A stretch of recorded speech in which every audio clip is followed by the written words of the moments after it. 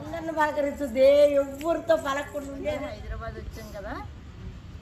ఇది పెళ్లికని వచ్చామండి. ఇది వనస్థలపురంలో మా మరిది ఇల్లు, మా తోటకోవడం మరిది గారు. వీళ్ళ గార్డెన్ చూద్దామని మా ఆడపడుసులు మరిది తోటకోవడంలో అందరూ నండి. మా అమ్మగారు, మా నాన్నగారు, మా చిన్నమావయ్య గారు, చిన్నత్తయ్య గారు, చిన్నమావయ్య గారు కోడలు, ఇగో వాళ్ళ పిల్లలు అందరూనండి. అందరం వచ్చామండి. ఇప్పుడు ట్రైన్కి బయలుదేరేస్తున్నామే. ఇది వీళ్ళ గార్డెన్ మొక్కలను చూద్దామని పైకి వచ్చామండి.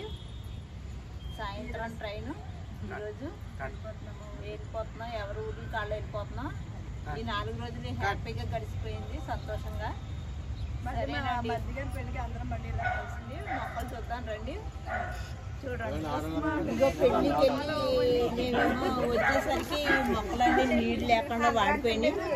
ఇవాళ చాలా ఎండగా ఉందండి, ఎండ ఎక్కువ ఉంది. ఇగో వచ్చాక మాతో షాపింగ్కి అది వెళ్ళి మాకేమో చీరలు అవి కొందాం, మాతో ఉట్టుకోవడము. షాపింగ్కి వెళ్ళి వచ్చేటప్పటికి లేట్ అయిపోయింది. ఇలాగ ట్రైన్ టైం అయిపోయింది. మనబడదండి పెళ్ళి జీడిమెట్ల దగ్గర. అక్కడ ఉన్నాం. స్టార్టింగ్ దిగడం అయితే మా సొంత మరిది గారు ఈ వనస్థలపురంలోనే దిగాం. దిగి ఇటు అటు తిరగడం ఉన్న కొంచెం టైంలోనూ యాదగిరి గుట్ట చూపించాడు మా మరిది గారు, స్వర్ణగిరి చూపించారు. ఇవన్నీ ఇలాగ కొంచెం కొంచెం షాపింగ్లు కూడా చేసాం తక్కువ టైంలోనే.